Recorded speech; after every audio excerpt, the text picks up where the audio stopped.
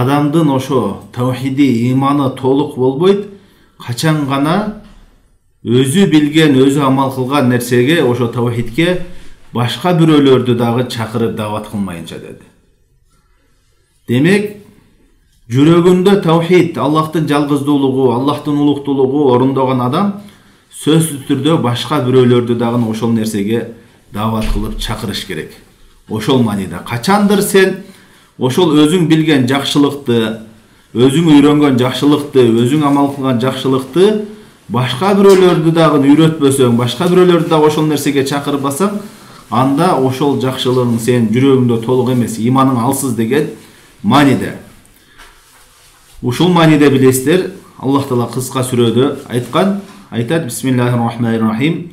Wal 'asr innal insana lafi khusr illa alladhina amanu wa 'amilus salihat wa tawasaw bil haqqi wa tawasaw bis sabr. Аллах Таала адамдын жашоосу болгон убакыт менен античип айтат. Чынында адамдардын баары зыянга учуроочулар дейт. Эч бир адам кутулбайт, баардыгы зыянга учуроочулар.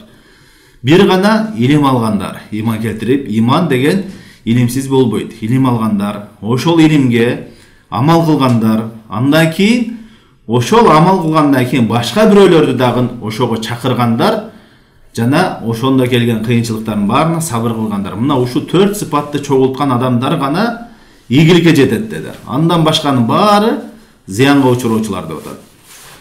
Ошол себептен бул алымдан айтып атат: сен таухидти билдиң, ал милдет экендигин билдиң, анын артыкчылыктарын билдиң, анын бозуучу нерсе ширктин коркунучун билдиң. Эми өзүң ошону үйрөнүп билгениңден кийин сөзсүз түрдө башка бирөөлөрдү дагы ошого чакырышың керек деп атат.